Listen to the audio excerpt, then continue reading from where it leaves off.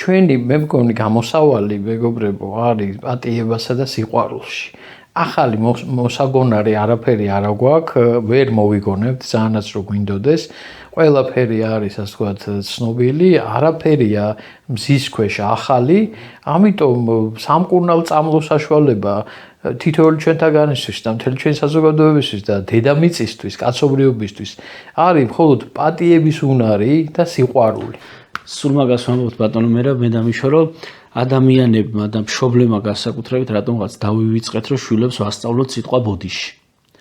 თითქოს დამაკნინებლად ითვლება ბოდიშს ხო არ მოვუხდი. ხშირად გამიგია ეს სიტყვა, რატო ვერ უდაუთხრა ადამიანს ბოდიში. სწორედ ბოდიში უნდა მოიხადო, აბარა რომ თუ შეგეშლება რა არის მაგაში. მე ვფიქრობ რომ რაც უფრო დიდი ხარ ადამიანი, უფრო მარტივად შეგიძლია ბოდიშის თქმა, რაც უფრო შემდგარი ხარ ასე ვთქვათ. იმიტომ რომ ბოდიში არ არის დამაკნინებელი, პირიქით შენ ღირსებას უფრო წარმოაჩენს. ჩემი აზრი ეგეთი ხო შეიძლება. რა თქვა, ცხადია ესეა, კი ბატონო.